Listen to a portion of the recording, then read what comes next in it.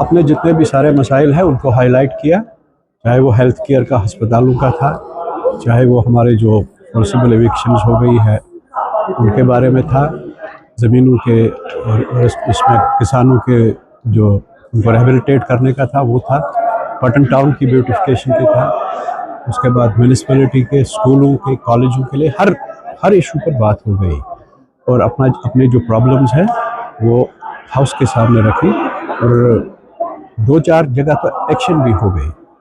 सरकार की तरफ से उस पर डायरेक्शंस भी गई जो आने वाले दिनों में हम आपके सामने पेश करेंगे। देखिए, पटन में सबसे पहले पटन टाउन की बात करें, वहाँ एक स्कीम आई है अमृत नाम के, उसके पैसे भी हो गए हैं, टेंडरिंग भी हो गई है।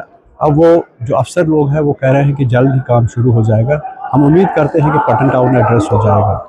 उसके बाद जो परिहासपुरा 2 स्कीम है उस पर तकरीबन काम कंप्लीट हो गया है और आने वाले दिनों में वो कम से कम 6,000 हाउस होल्ड्स को पीने का पानी फराहम करेगा। साथ ही जो हमारे कुछ एरियाज़ है, जो बू मोहम्मदपुरा है, हमारे जो इसमें है और 10-15 गाँव, उनमें भी नई स्कीमें जो है वो शुरू चल रही है, अभी इनकम्प्लीट है।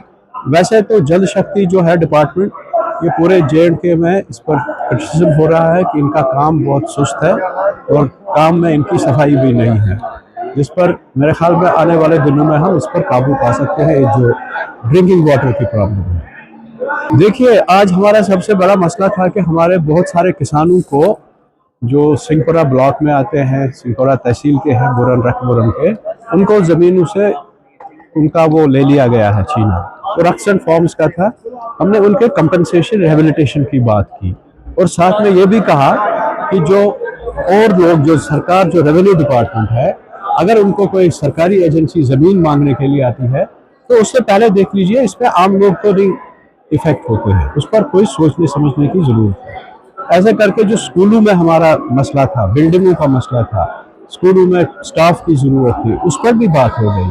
साथ ही साथ जो पटन टाउन में है, पटन टाउन में एक बहुत बड़ा 2-2.5 करोड़ रुपए का फिलहाल चल रहा है एक बजट, जिसमें टेंडरिंग वगैरह के प्रोसेस में है, वो ब्यूटिफिकेशन का प्रोग्राम है।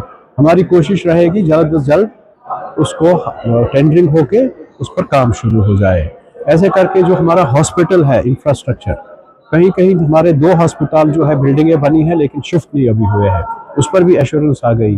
और मेन हॉस्पिटल जो है हमारा CHC पटन, उसमें भी डेफिशिएंसी जो स्टाफ की बहुत हद तक ठीक हो गई, इम्प्रूव हो गई है, पोस्टेड स्ट्रेंथ के बराबर लाई है, अब थोड़ा कम है एज कम्पेयर टू अदर। तो इन सारे मसाइल पर हम साथ साथ में काम कर रहे हैं।